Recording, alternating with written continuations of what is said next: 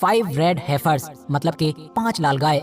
पिछले कुछ दिनों से जब भी हम लोग सोशल मीडिया खोल रहे हैं तो हर तरफ ये 5 गाय ही नजर आ रही हैं। हर तरफ इन्हीं की चर्चा है और हर इंसान इन्हीं के बारे में ज्यादा से ज्यादा जानने के लिए बेताब बैठा है। ये सब कुछ होना वाजिब भी है क्योंकि जो कुछ भी होने जा रहा है वो यकीनी तौर पर हमारी दुनिया में एक कयामत खड़ी कर सकता है। तो आखिर इन 5 लाल बच्चियों का मामला क्या है और आखिर यहूदी इन 5 लाल गाय के साथ ऐसा भी क्या करने जा रहे हैं कि जिससे ये माना जा रहा है कि पूरे मिडिल ईस्ट में तो आग लगेगी ही, साथ ही साथ ये पूरा मामला हमारी दुनिया को 3rd वर्ल्ड वॉर में भी झोंक सकता है। आखिर इन 5 गायों का इमाम मेहदी के इस दुनिया में आने से क्या कनेक्शन है और क्या वजह है कि दज्जाल इन 5 गायों की कुर्बानी से पहले दुनिया में नहीं आ सकता है। तो चलिए अपने इन सारे ही सवालों के जवाब आज की इस छोटी सी वीडियो में जानने की कोशिश करते हैं। RH नेटवर्क के नॉलेजेबल फ्रेंड्स, आपको जानकर शायद हैरानी होगी कि जिस तरह से मुसलमान लोग दिन में 5 वक्त की नमाज अदा करते हैं, बिल्कुल इसी तरह से ही यहूदी लोग भी हर दिन 3 वक्त इबादत करते हैं। और जो कुछ भी इनकी इबादत में पढ़ा जाता है, जो कुछ भी प्रोसेस होता है, उसमें एक चीज भी जरूर शामिल होती है। वो चीज है कि ये लोग हर इबादत में अपनी जबान से ये कहते हैं, अपनी जबान से ये वादा करते हैं कि एक यहूदी होने के नाते हमारा ये फर्ज है कि हम हमेशा अपना 3rd टेम्पल बनाने की हर मुमकिन कोशिश करते रहेंगे। अब सवाल ये है कि जिस 3rd टेम्पल यानी जिस तीसरे मंदिर को बनाने का वादा अपनी जबान से ये लोग अपनी इबादतों में पिछले सैकड़ों सालों से करते आ रहे हैं, आखिर ये 3rd टेम्पल है क्या? ये कब बनेगा, कैसे बनेगा, कहाँ पर बनेगा? तो दोस्तों इसके लिए हमको इतिहास में कुछ ज्यादा ही पीछे चलना पड़ेगा। ये बात है हजरत सुलेमान अलैहिस्सलाम के दौर की कि जब उन्होंने खुदा के हुक्म से जिन्नातों की मदद से एक बड़ी ही आलीशान इबादतगाह तैयार करवाई, जिसको हैकले सुलेमानी के नाम से जाना जाता है या फिर जिसको यहूदी फर्स्ट टेम्पल का नाम देते हैं। ये इबादतगाह कितनी ज्यादा खूबसूरत और आलीशान थी, इस बात का अंदाजा आप लोग इसी बात से लगा सकते हैं कि उस दौर में पूरी दुनिया के अंदर इस बिल्डिंग को कौमे बनी इसराइल की शान और शौकत की अलामत समझा जाता था। वैसे यहाँ पर मैं आप लोगों को ये भी बताता चलूं कि ये वही हजरत सुलेमान अलैहिस्सलाम हैं कि जिनको यहूदी या फिर वेस्टर्न कंट्रीज में रहने वाले बाकी लोग किंग सोलोमन के नाम से याद करते हैं, और ये उन्हीं दाऊद अलैहिस्सलाम के बेटे थे कि जिनको किंग डेविड के नाम से याद किया जाता है।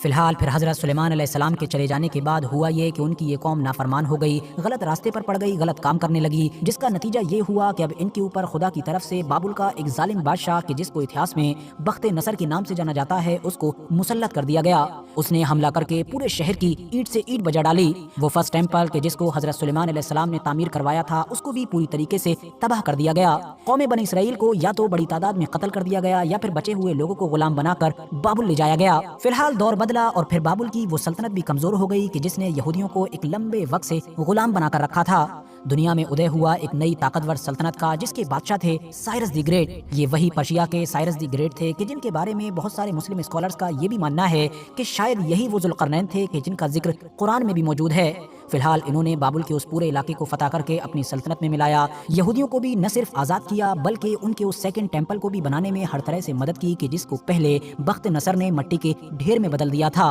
और इस तरह से यहूदियों की ये इबादतगाह या फिर ये कहिए कि यहूदियों का ये किबला दोबारा तैयार हुआ, जिसको नाम दिया जाता है 2nd टेम्पल का। लेकिन दोस्तों ये किस्सा यहीं पर खत्म नहीं होता है। धीरे धीरे वक्त गुजरता गया और फिर दौर आया 72 AD का, यानी कि आज से लगभग 2000 साल पहले, कि जब उस दौर की सुपर पावर यानी कि रोमन एम्पायर के एक कमांडर टाइटस ने इस पर हमला किया। शहर में तो जो तबाही मचाना थी वो मचाई ही, साथ ही साथ यहूदियों के इस पवित्र यानी कि मुकद्दस टेम्पल को भी आग के हवाले कर दिया और हमेशा हमेशा के लिए खत्म कर दिया। और तब से लेकर आज तक लगातार यानी पिछले 2000 साल से यहूदी लोग अपने उसी टेम्पल को बनाने का बड़ी बेसब्री के साथ इंतजार कर रहे हैं। अब क्योंकि जो हजरत सुलेमान अलैहिस्सलाम ने बनाया था उसको यहूदी फर्स्ट टेम्पल का नाम देते हैं, उसके बाद जो साइरस द ग्रेट यानी कि हजरत जुल्करनैन की मदद से बनाया गया था उसको 2nd टेम्पल का नाम देते हैं क्योंकि वो दोबारा में तैयार हुआ था। और अब जब भी बनेगा तो जाहिर है वो तीसरी बार बनेगा, इसीलिए उसको 3rd टेम्पल का नाम दिया जाता है। पिछले 2000 साल के लंबे अरसे में यहूदी लोगों ने अलग अलग तरह से अलग अलग वक्तों पर अपने इस मुकद्दस टेम्पल को बनाने की कोशिशें तो की, मगर कभी भी वो लोग कामयाब न हो सके।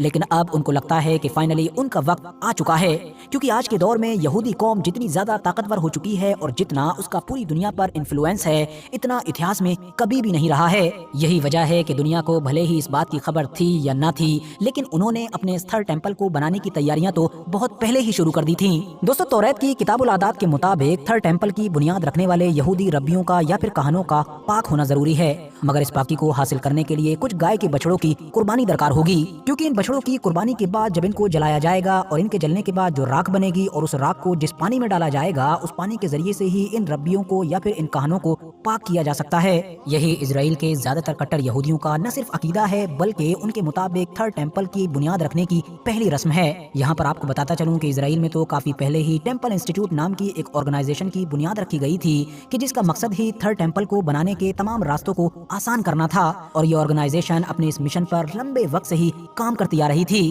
ٹیمپل انسٹیٹیوٹ نام کی یہ آرگنائزیشن پچھلے ایک لمبے وقت سے پوری دنیا کے اندر 5 ایسے خاص بچڑوں کی تلاش کر رہی تھی کہ جو پوری طریقے سے سرخ رنگ کے ہوں، یعنی جن کی باڈی کا ہر پارٹ، ہر بال سرخ رنگ کا ہو، ایون ان کے جو پیر ہیں یعنی کہ کھر وہ بھی سرخ رنگ کے ہوں۔ لاکھ کوششوں کے باوجود بھی یہ لوگ کامیاب نہیں ہو پا رہے تھے۔ حالانکہ بتایا جاتا ہے کہ ان کو سن 1997 اور 2000 میں اس طرح کے کچھ بچڑے مل بھی گئے تھے، لیکن بعد میں ان بچڑوں کو یہودی ربیوں کی طرف سے ریجیکٹ کر دیا گیا تھا، کیونکہ ان کے مطابق یہ ان شرطوں پر کھرے نہیں اتر رہے تھے کہ جو ان کی کتابوں میں موجود ہیں۔ فی الحال 22 سال کے بعد یعنی کہ سن 2022 میں اچانک سے یہ خبر نکل کر آئی تھی کہ فائنلی ٹیمپل انسٹیٹیوٹ ان 5 بچڑوں کو ڈھونڈنے میں کامیاب ہو چکا ہے کہ جن کو وہ ایک لمبے وقت سے تلاش کر رہا تھا۔ امریکہ کے ٹیکساس علاقے میں ملے ان 5 بچڑوں کو نہ صرف بھاری رقم دے کر خریدا گیا بلکہ پھر ان کو انلیگل طریقے سے فوراً ہی امریکہ سے اسرائیل کی طرف ٹرانسفر کیا گیا، اور تب سے لے کر اب تک لگاتار ان 5 ہی بچڑوں کو ویسٹ بینک کے کسی خفیہ علاقے میں پالا جا رہا تھا، یعنی ایسی جگہ پر کہ جس کا کسی بھی عام انسان کو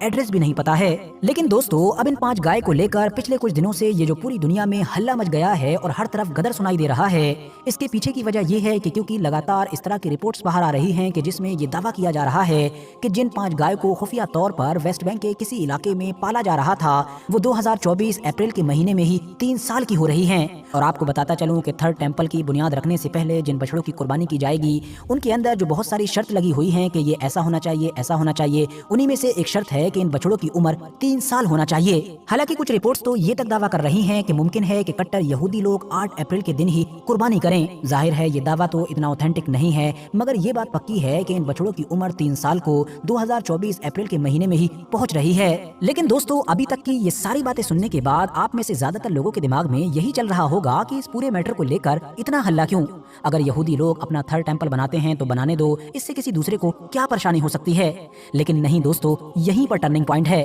معاملہ یہ ہے کہ کٹر یہودی لوگوں کا یہ دعویٰ ہے کہ ان کا وہ ہزاروں سال پرانا ٹیمپل اسی جگہ پر موجود ہوا کرتا تھا کہ جہاں پر آج کے دور میں مسلمانوں کی تیسری سب سے مقدس مسجد یعنی کہ مسجد اقصی اور ڈوم آف دا راک موجود ہے۔ اب ظاہر ہے اس کا سیدھا سا مطلب یہی نکلتا ہے کہ تھرڈ ٹیمپل کی بنیاد اور مسجد اقصی کی شہادت۔ زائونسٹ یہودیوں کا یہ بھی ماننا ہے کہ توریت اور تالمود جیسی ان کی کتابوں میں لکھی گئی شرطوں کے مطابق ہی تھرڈ ٹیمپل ان کے لیے بنانا اس لیے بھی ضروری ہے کیونکہ ان شرطوں کے ساتھ جب وہ تھرڈ ٹیمپل بنا لیں گے تب ہی وہ اپنے اس مسیحا کو بلانے میں بھی کامیاب ہو پائیں گے کہ جو اس دنیا میں آ کر ان کی قسمت کو بدل کر رکھ دے گا اور پوری دنیا پر ان کی حکومت قائم کروائے گا، کیونکہ ان کی کتابوں میں ان کو یہی بتایا گیا ہے کہ آخری وقت میں آنے والا ان کا مسیحا ہی ان کے لیے اس طرح کی ایک سلطنت قائم کرے گا کہ جس طرح کی سلطنت کنگ سولومون یعنی کہ حضرت سلیمان علیہ السلام کے دور میں ہوا کرتی تھی۔ حالانکہ دوستو، یہاں پر انٹرسٹنگ بات یہ بھی ہے کہ بہت سارے اسکالرز کے مطابق یہودی جس مسیحا کا انتظار کر رہے ہیں اور جس مسیحا کا ذکر ان کی کتابوں کے اندر موجود ہے وہ تو سینکڑوں یعنی کہ ہزاروں سال پہلے حضرت عیسیٰ علیہ السلام کی شکل میں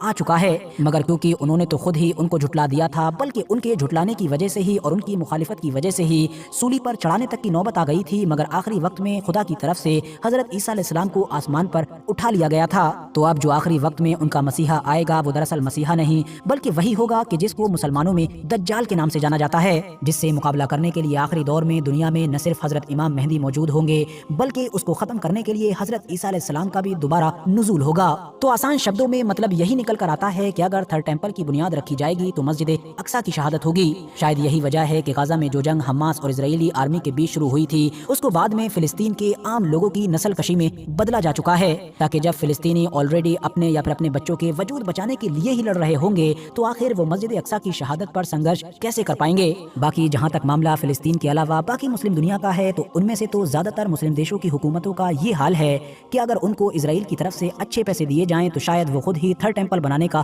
ٹھیکہ پکڑ لیں۔ آج کا ٹاپک کافی اہم ہے تو میں امید کرتا ہوں کہ آپ لوگ کمنٹس باکس میں اپنی قیمتی رائے لکھیں گے کہ جس کا میں بڑی ہی بے صبری کے ساتھ انتظار کروں گا۔ باقی آج کی یہ ویڈیو یہاں پر ختم کرنے سے پہلے میں آپ لوگوں سے یہ ریکویسٹ بھی ضرور کرنا چاہوں گا کہ آپ لوگ میرا سیکنڈ چینل کہ جس پر مینلی میں نیوز وغیرہ ہی کور کرتا ہوں اس کو بھی ضرور سبسکرائب کریں۔ ڈسکرپشن اور کمنٹس باکس میں لنک مل جائے گا، باقی یوٹیوب پر ساجد زہیب لکھ کر بھی سرچ کر سکتے ہیں۔ یہ ویڈیو اگر جانکاری سے بھرپور لگی ہو تو ویڈیو کو لائک کریں، دوستوں کے ساتھ ضرور شیئر کریں اور ایسے ہی ویڈیوز آگے دیکھنے کے لیے اس چینل کو بھی ضرور سبسکرائب کرتے ہوئے ساتھ ہی میں بیل آئیکن کو بھی پریس